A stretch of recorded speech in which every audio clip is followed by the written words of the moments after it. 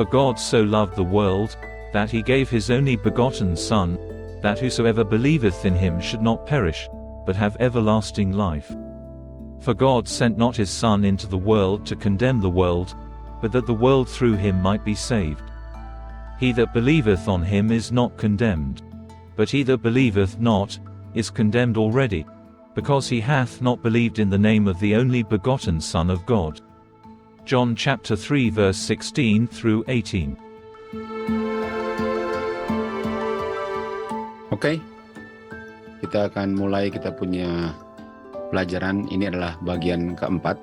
Inilah bagian terakhir daripada seri The War Against the Word of God ya.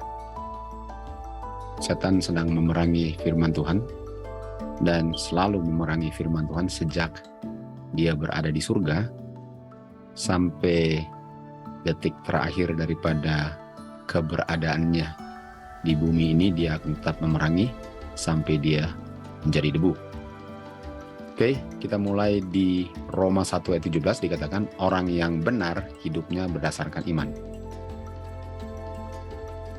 Dan kita tahu bahwa just itu adalah hukum Tuhan. Artinya orang yang benar adalah orang yang hidup berdasarkan iman terhadap hukum Tuhan. Di Matius 23 kita tahu orang-orang Farisi, mereka tidak memperhitungkan the weightier matters of the law. Dan salah satu daripada the weightier matters of the law adalah iman. Dan karena mereka tidak memperhitungkan itu, mereka nggak hidup berdasarkan iman, judgment atau mercy. Iman itu kita tahu di Roma 10 ayat 17, diperolehnya dengan mendengar akan firman Tuhan. Artinya orang yang tidak beriman, atau orang yang tidak memperhitungkan the weightier matters of the law, mereka nggak dengar firman Tuhan. Kalaupun mereka mendengar, mereka tidak mengerti atau tidak melakukannya. Dan untuk mendengar ialah untuk mengerti. Yohanes 8 ayat 43. Jadi orang yang hidup berdasarkan iman, ada sesuatu yang dia mengerti, dan yang dia mengerti adalah the weightier matters of the law. Yang dia mengerti adalah karakter Bapa. Dan karena dia mengerti itu, dia akan terapkan pengertiannya dalam kehidupannya. Matius 1 ayat 18, kita lihat ceritanya. Waktu Tuhan Yesus bicara tentang kelahiran Tuhan Yesus, tapi sebelum Tuhan Yesus lahir, ibunya Maria sudah menikah dengan Yusuf, tapi kita bicara tentang sebelum mereka bersetubuh, sebelum mereka menjadi satu. Dan sebelum mereka menjadi satu, kita tahu Maria sudah mengandung.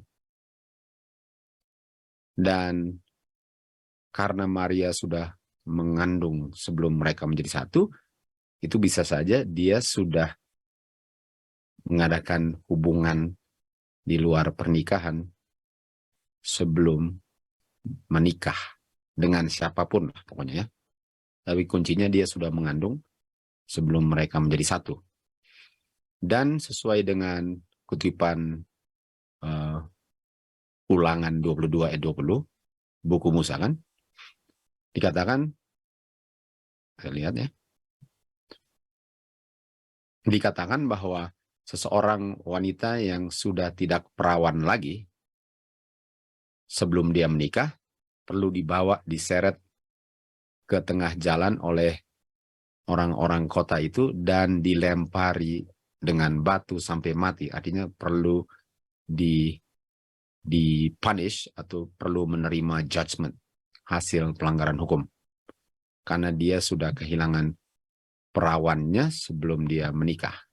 Karena dia sudah menjadi pelacur. Itu adalah hukum Musa, dan kita sudah belajar bahwa hukum Musa itu adalah hukumnya Tuhan yang diucapkan melalui Musa. Jadi ini adalah judgment, di mana wanita ini harus dilempari batu. Sama dengan cerita di Yohanes 8 kan. Di Matius 1 ayat 9 kita lanjut ceritanya. Yusuf, Yusuf karena dia seorang yang just ya, yang benar, yang consider tentang dia punya weightier matters of law, dalam hal ini iman, artinya dia mengerti firman Tuhan, dia mengerti hukum Tuhan yang adalah transkrip daripada karakter Tuhan. Artinya dia mengerti, karena dia adalah seorang yang just. Dan orang yang just hidupnya berdasarkan iman. Oleh sebab itu, Yusuf tidak melakukan apa yang dilakukan atau apa yang diperintahkan Tuhan melalui Musa di Ulangan 22, yaitu menyeret Maria ke tengah jalan dan diizinkan dia untuk dilempari batu sampai mati. Tapi orang bilang, bukankah itu hukum Tuhan? Artinya dia melanggar hukum. Harusnya dia dilempari. Tapi Yusuf tidak melakukan itu karena dia orang yang just, karena dia mengerti the weightier matters of the law. Dia mengerti tentang judgment, dia pun mengerti tentang mercy. Dan dia tidak membuka persoalan ini untuk semua orang untuk tahu, tapi dia put her away privately. Artinya dia tidak izinkan Maria ini diseret di tengah jalan dan dilempari batu karena dia consider the weightier matters of law, yaitu mercy. Di 1 Yohanes 1 ayat 9, dia faithful, setia, dan just. Just adalah berdasarkan iman, kan? Just ini adil. Just adil, dan adil itu ialah tetap hukuman harus dijalankan, tetapi bukan yang patut dihukumlah yang menjalankan hukumannya. Itu just. Dan manusia yang dosanya diampuni, diberikan mercy, sehingga mereka tidak perlu dilempari batu, tetapi Tuhan Yesuslah yang menerima atau memikul semua kutukan daripada dosa-dosa mereka. Itu adjustment, karena just itu mengerti firman Tuhan, mereka hidup berdasarkan iman, sehingga mereka mengerti karakter Bapa, tentu saja dengan catatan orang itu mengakuinya, dan dia bertobat dan tidak mau melakukan lagi, orang itu patut untuk menerima mercy, sebagaimana setiap manusia yang hidup di dunia ini sudah menerima mercy karena mereka diberikan provision kedua. Di Mikha 6 ayat 8 dikatakan, yang Tuhan inginkan daripada orang-orang yang berdosa ini ialah untuk melakukan yang benar, justly, untuk mencintai mercy. Jadi Tuhan lebih ingin saya menggunakan the weightier matters of the law daripada judgment. Jadi kalau orang patut untuk mati, Tuhan selalu consider untuk memberikan the weightier matters of the law, yaitu mercy. Karena dia sudah siapkan judgment-nya untuk dipikul anaknya. Dia nggak ingin satu orang pun dibinasakan, dan oleh sebab itu judgment-nya masih dijalankan, tapi yang menjalankannya anaknya. Dan orang yang berdosa Tuhan mau selamatkan sehingga mereka nggak perlu mati. Tuhan menuntut kita juga memberikan mercy bagi orang yang menginginkannya. Di Yakobus 2 ayat 13 kita lihat di sini bahwa mercy lebih diinginkan daripada judgment. Dan mercy ini sudah diberikan sebelum kayu salib. Mercy ini sudah diberikan sebelum kayu salib. Sebagaimana pelajaran ketiga, kita tahu bahwa kalau Tuhan tidak memberikan mercy dan hanya menjalankan judgment kepada manusia berdosa, Adam dan Hawa nggak pernah hidup, sehingga nggak ada manusia di dunia ini. Dan itu buktinya bahwa Tuhan memberikan mercy dengan memberikan provision kedua kepada manusia. Itu buktinya bahwa Tuhan lebih menginginkan untuk manusia menerima mercy daripada judgment. Okay? Kita lanjut ke cerita berikut. Cerita Daud dengan Bathsheba. Kita tahu bahwa Nathan datang kepada Raja Daud dan dia membuat satu perumpamaan.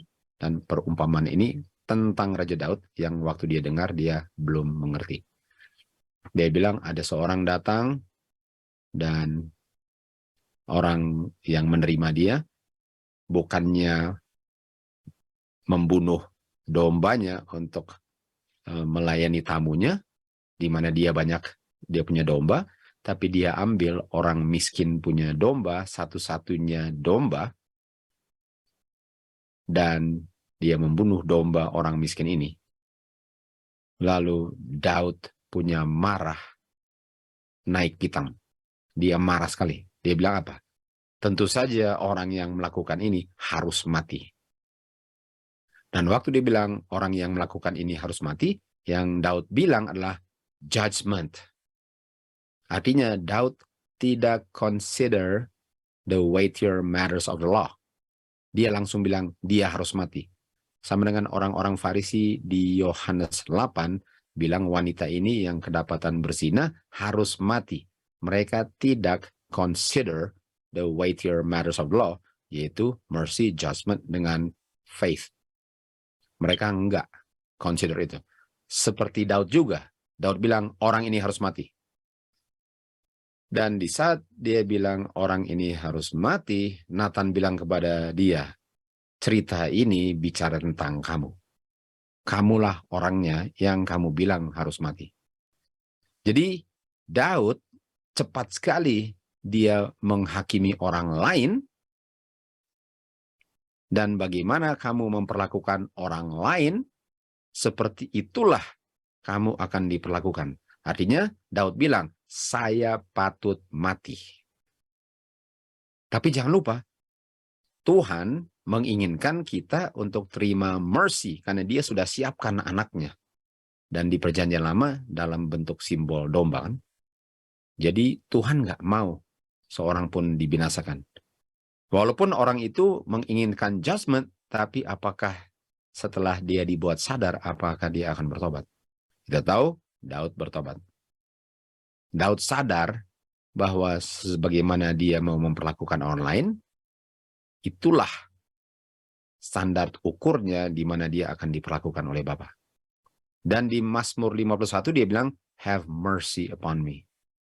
Ampunilah aku dan berkemurahanlah kepada aku sesuai dengan kasih sayangmu. Jadi kita bisa lihat bahwa Tuhan benar-benar mau memberikan mercy. Walaupun kepada orang yang mau orang lain mati, tapi di saat dia sadar, Tuhan memberikan mercy kepada dia.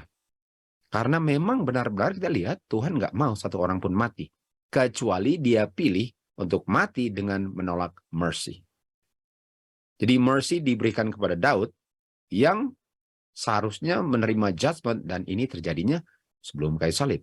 Artinya apakah sebelum kayu salib sama dengan setelah kayu salib? Kalau Daud yang benar-benar patut untuk terima judgment sebagaimana dia memperlakukan orang lain, diberikan mercy. Artinya the weightier matters of the law sudah berlaku sebelum kayu salib dan masih berlaku setelah kayu salib. Dan kita tahu mercy itu berakhir waktu the last message of mercy dikabarkan, dan Daniel 12:1 pintu mercy tertutup, barulah judgment 100% tanpa mercy.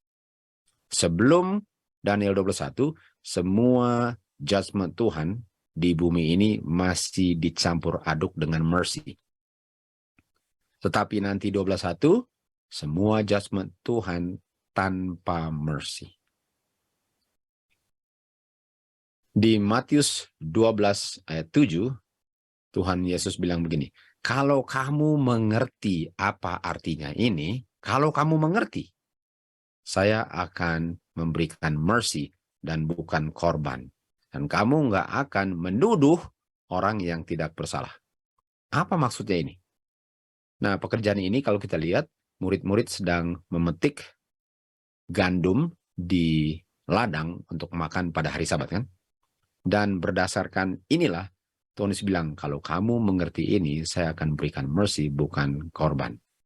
Dan kamu nggak akan sembarangan menuduh orang yang tidak bersalah. Kita baca di Review and Herald, pekerjaan daripada imam-imam sesuai atau sehubungan dengan persembahan-persembahan korban dilipat gandakan pada hari Sabat.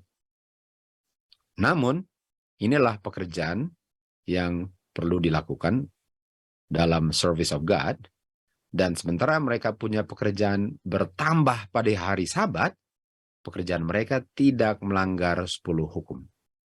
Nah, kita tahu biasanya pengertian kita bahwa kalau hari Sabat kan pekerjaan harian berhenti, selesai, dan kita beristirahat kan.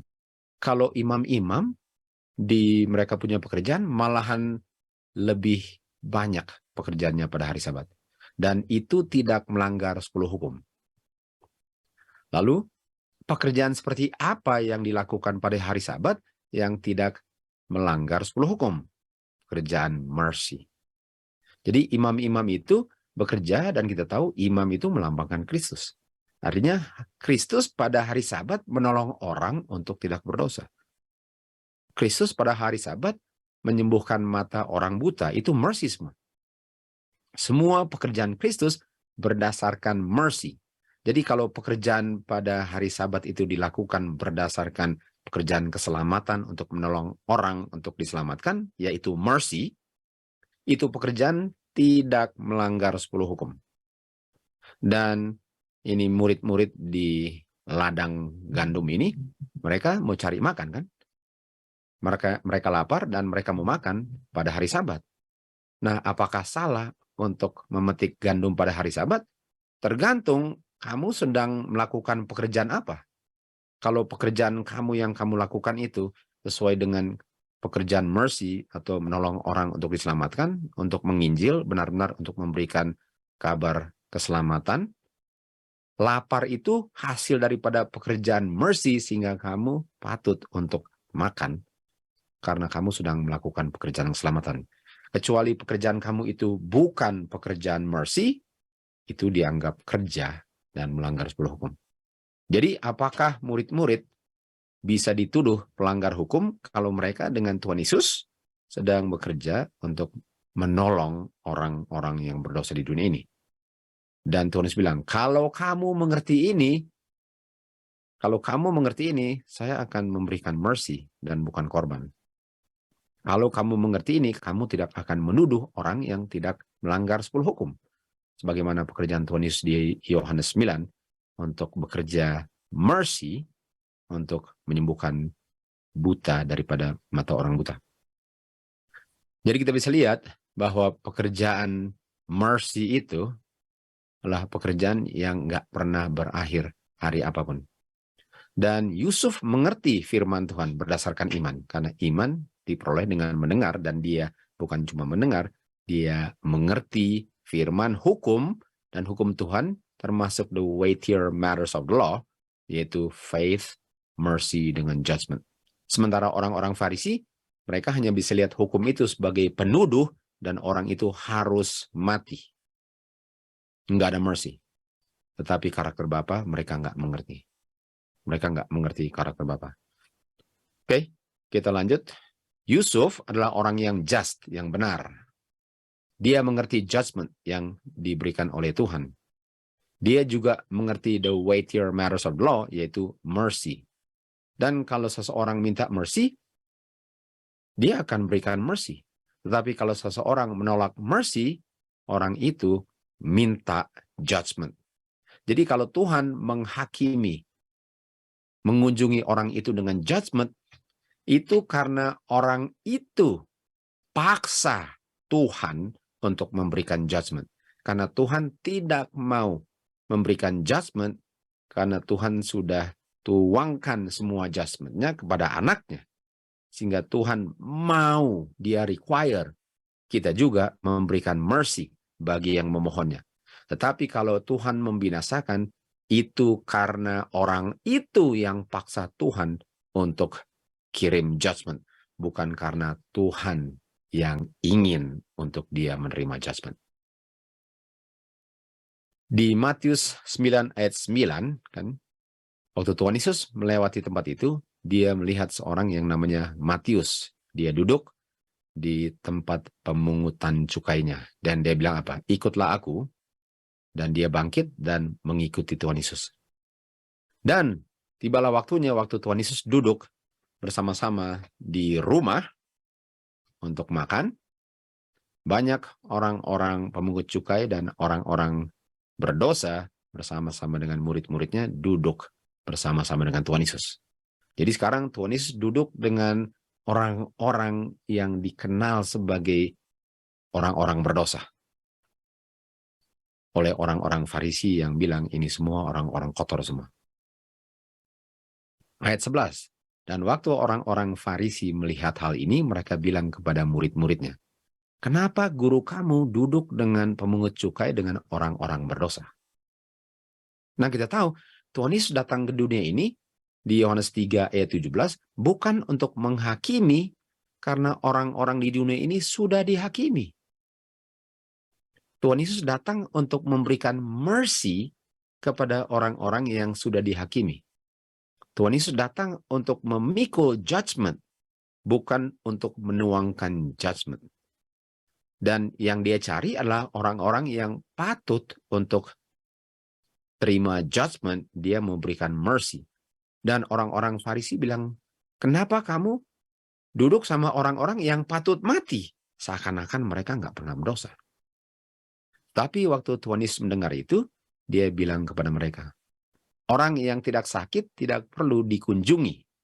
Yang perlu dikunjungi adalah orang sakit. Jadi saya datang ke sini untuk berikan mercy kepada orang yang patut terima judgment. Lalu ayat 13 Tuhan Yesus bilang ini, "Tetapi pergilah dan belajarlah apa artinya ini." Artinya kamu nggak ngerti. Kamu nggak ngerti saya datang ke dunia ini untuk bikin apa. Dan kalau saya mau berikan judgment, kamu pun harus mati. Nggak usah ini pemungut cukai dan pelacur-pelacur dan orang-orang berdosa patut mati, kamu pun orang Farisi harusnya mati. Dan karena kamu nggak ngerti ini, tolong belajar apa artinya ini. Saya mau berikan mercy, bukan sacrifice. Saya datang untuk bukan memanggil orang-orang yang benar, saya datang untuk memanggil orang yang patut dibinasakan untuk bertobat karena saya siap untuk terima judgment yang ditujukan kepada kamu. Itulah kedatangan Tuhan Yesus. Yohanes 3 ayat 17 dikatakan, Bapa tidak mengirimkan anaknya ke dunia untuk menghakimi dunia, tetapi melalui anaknya dunia bisa diselamatkan. Dan orang Farisi tentunya tidak mengerti ini, dan semua orang yang tidak mengerti the weightier matters of the law, nggak ada bedanya dengan orang Farisi. Mazmur 40 ayat 6 dikatakan, korban-korban tidak diinginkan. Bapa tidak inginkan korban. Nah, ini bukan berarti bahwa artinya nggak perlu sembelih domba lagi. Karena waktu sembelih domba, kamu yang nggak disembelih kan? Dan Tuhan Yesuslah yang disembelih. Artinya, Bapa bilang, saya tidak inginkan kamu menjadi korbannya. Saya ingin untuk memberikan mercy kepada kamu, tapi korban harus dijalankan. Tapi saya tidak inginkan kamu menjadi korbannya. Anak saya lah korbannya. Kamu perlu terima mercy. Bukankah karakter Bapa betapa indahnya? Dan kematian daripada anaknya lah yang dituntut. Tapi Tuhan menuntut kita memberikan mercy bagi yang menginginkannya. Mazmur 40 ayat 11, kan? Jangan menahan-nahan engkau punya mercy daripadaku. Jadi, berikanlah mercy-mu. Terima kasih Bapa yang penuh sayang kepada makhluk ciptaannya. Terima kasih untuk memberikan mercy. Terima kasih untuk berikan anakmu untuk memikul judgment. Itu karakter Bapa. By beholding, dengan memandang karakter itu, karakter kita akan menjadi seperti karakter Bapa. Dengan catatan, saya mengerti dengan benar karakter Bapa. Oke, belajarlah apa artinya daripada hal ini.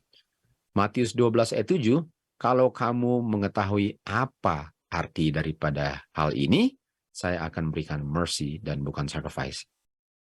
Hosea 6 ayat 6 dikatakan, saya menginginkan mercy, bukan sacrifice. Dan untuk menginginkan mercy ialah the knowledge of God. Artinya, kalau kamu kenal Bapa, kamu nggak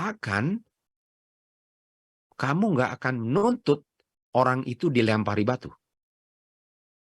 Kalau kamu menuntut orang itu dilempari batu, itu karena kamu nggak kenal Bapa. Kamu nggak kenal bahwa Bapa itu mercy. Yakobus 2:13, Bapa lebih menginginkan untuk memberikan mercy daripada judgment. Dan mercy, orang yang mengenal Bapa adalah orang yang mengenal bahwa Bapa lebih mau orang berdosa terima mercy daripada dibinasakan.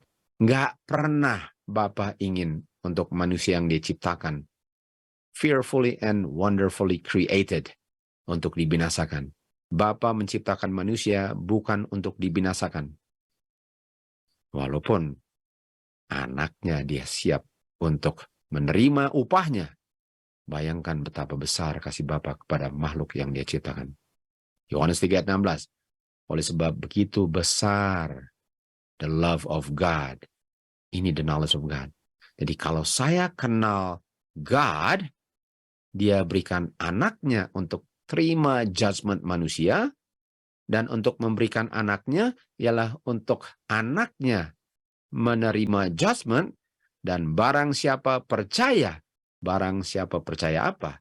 Barang siapa percaya bahwa Bapa siap untuk memberikan mercy dan anaknya lah yang terima judgment, sebagaimana dia pun akan memperlakukan kepada orang lain persis bagaimana Bapa telah memperlakukan kepada dia, tidak perlu binasa, tetapi memperoleh kehidupan yang kekal. Yohanes 3:17 kita tahu, anak dikirim ke dunia bukan untuk menghakimi dunia yang sudah dihakimi.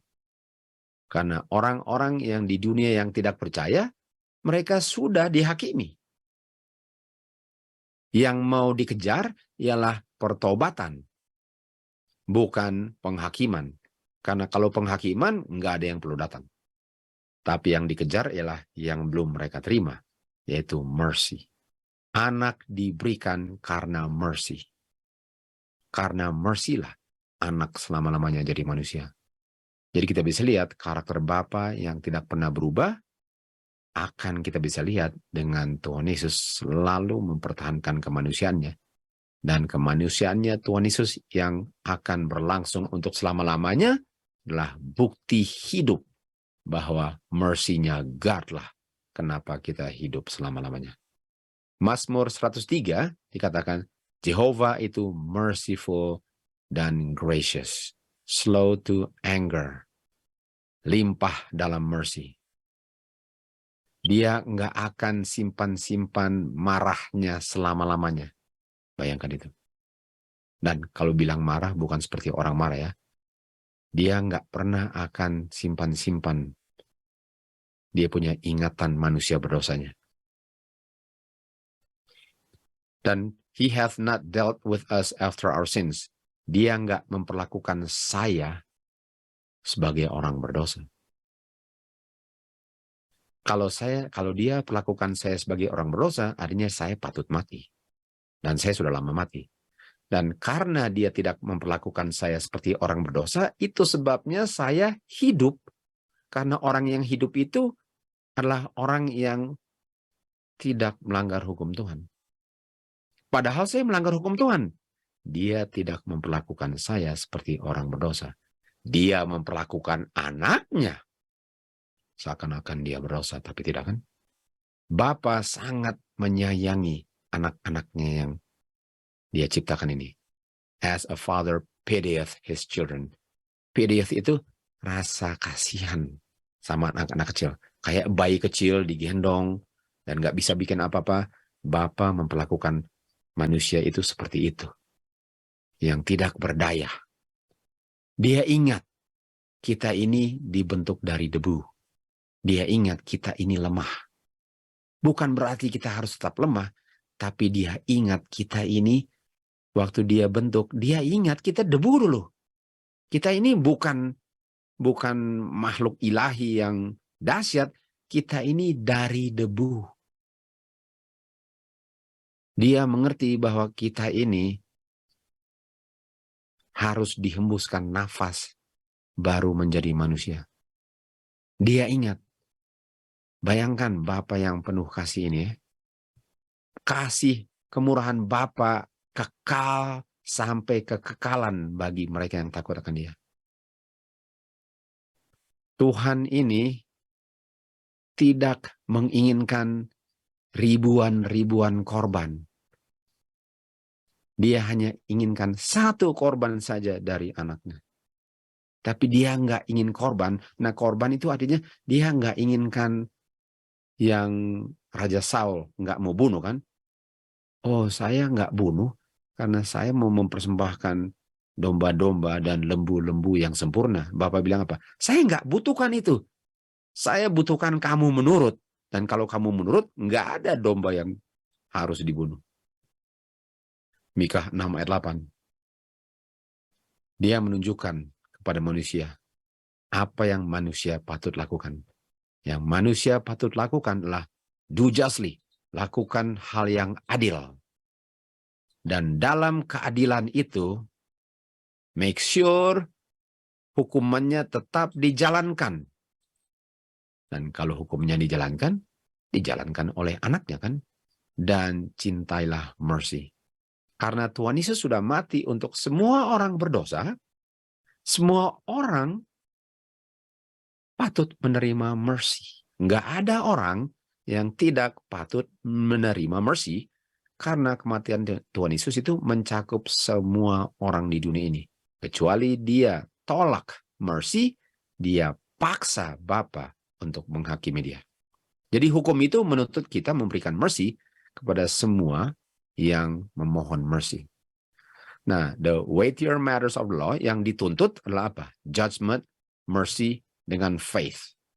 Nah, dengan judgment artinya apa? Apa artinya the weightier matters of law?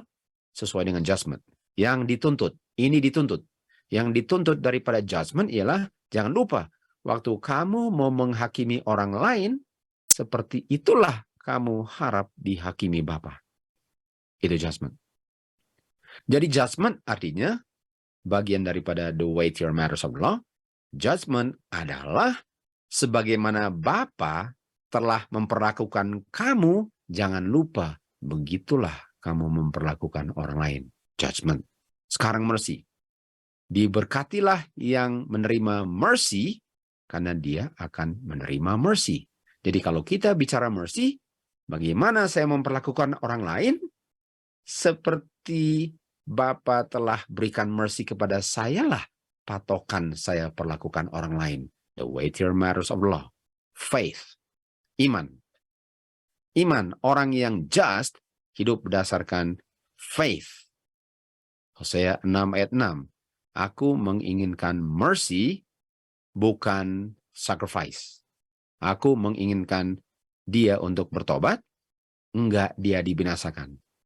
Dan untuk mercy, saya harus mengerti karakter Bapa. Dan untuk mengerti karakter Bapa, saya dapatnya dari firman Bapa. Firman Tuhan. Dan firman Tuhan itu yang saya dengar menghasilkan iman.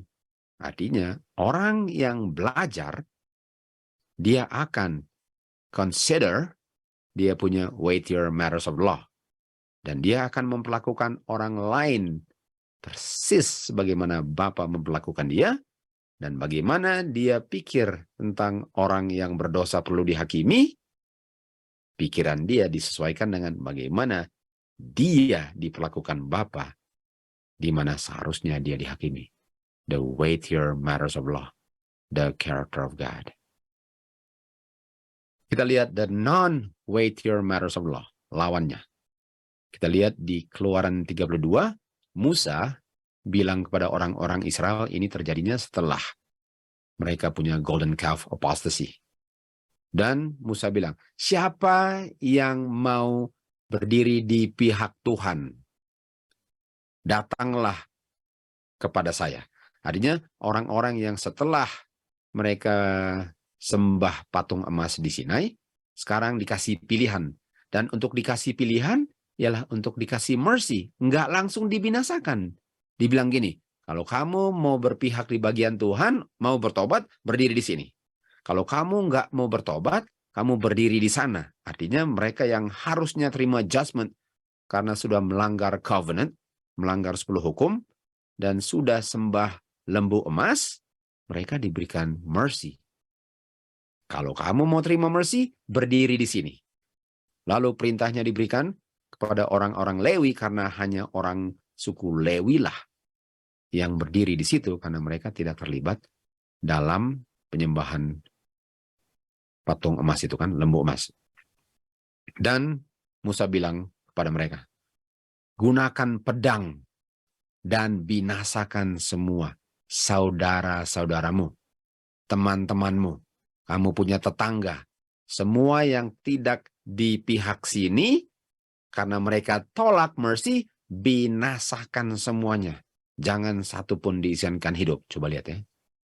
Coba lihat ini. Jadi kita sudah bisa lihat bahwa penghakiman tetap dijalankan bagi orang yang tidak mau terima mercy.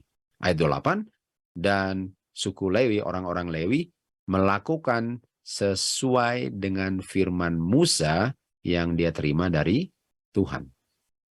Artinya, orang-orang Lewi ini melakukan apa? Faith. Apa faith? Faith artinya mereka dengar apa yang Tuhan bilang melalui Musa, dan mereka lakukan. Itu faith. Tapi itu faith dengan catatan mereka tolak mercy.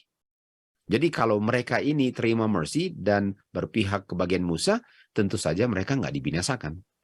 Karena weightier matter of the law itu berlakunya mercy. Karena mereka minta mercy waktu mereka berdiri di pihaknya Musa. Tapi karena mereka berdirinya tidak di pihaknya Musa, artinya mereka paksa Tuhan melalui Musa, melalui orang Lewi, membinasakan mereka karena mereka tolak mercy, mereka paksa Tuhan untuk menjalankan judgment. Mereka yang menjalankan judgment sedang melakukan perintah otoritas ilahi. Mereka menjalankan, mengeksekusi perintah Raja Surga. Dalam kebutuhan manusia, hati-hati. Hati-hati dengan menghakimi dan menuduh orang lain. Tetapi waktu Tuhan sudah memerintahkan untuk menjalankan dia punya eksekusi terhadap orang dosa, dia harus menurut iman. Jangan lupa, weightier matters of the law, salah satunya iman. Mereka yang menjalankan ini eksekusi yang tidak nyaman ini, mereka sebenarnya mengungkapkan betapa mereka benci pemberontakan dan penyembahan berhala. Sebagaimana Bapa benci dosa, kita pun harus benci dosa, dan pengungkapan benci dosa itu dengan menjalankan judgment terhadap orang yang tolak mercy. Dan mereka benar-benar mengabdikan sepenuhnya diri mereka kepada Tuhan. Dan Tuhan menghormati kesetiaan mereka. Makanya suku Lewi diberkati karena mereka menjalankan perintah Tuhan dengan menjalankan judgment. Kalau di akhir zaman, yang kita tahu website itu, pasti mereka bilang apa? Oh no, karakter Tuhan itu bukan seperti itu. Jangan binasakan itu karakter setan. Sudah bisa lihat, mereka enggak mengerti karakter Bapa, tapi orang-orang Lewi, imam-imam, mereka mengerti karakter Bapa, dan mereka dihormati karena mereka mengerti karakter Bapa. Jadi kita bisa lihat orang-orang Israel sudah kedapatan bersalah dengan pemberontakan mereka dengan menyembah lembu emas. Dan pemerintahan surga, untuk pemerintahan surga atau pemerintahan surga di dalam umatnya, untuk mempertahankannya harus justice, harus judgment dijalankan terhadap orang-orang yang sudah mengkhianat dan tidak mau bertobat.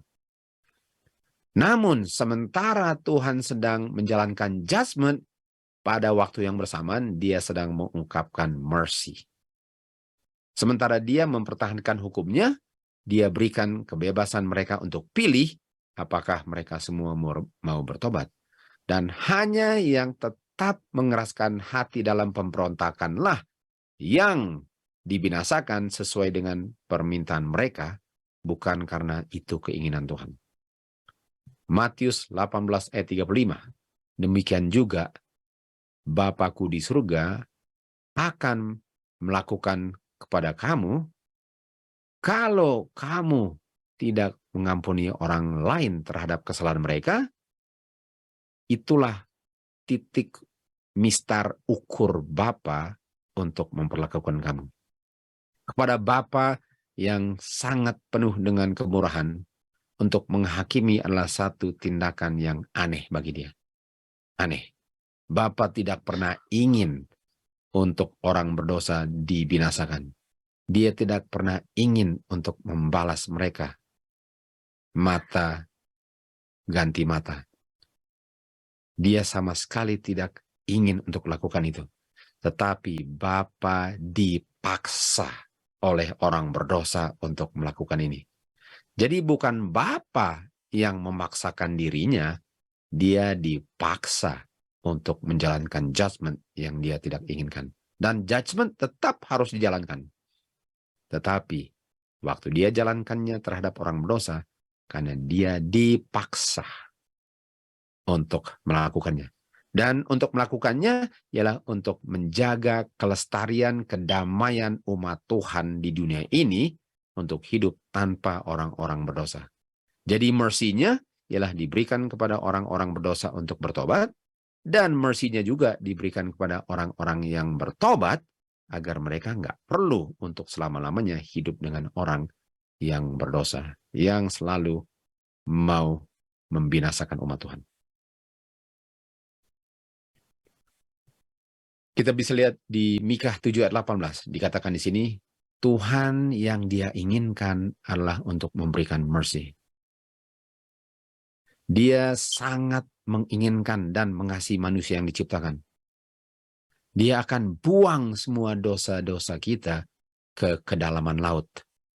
Disitulah dia bilang tempat dosa kita.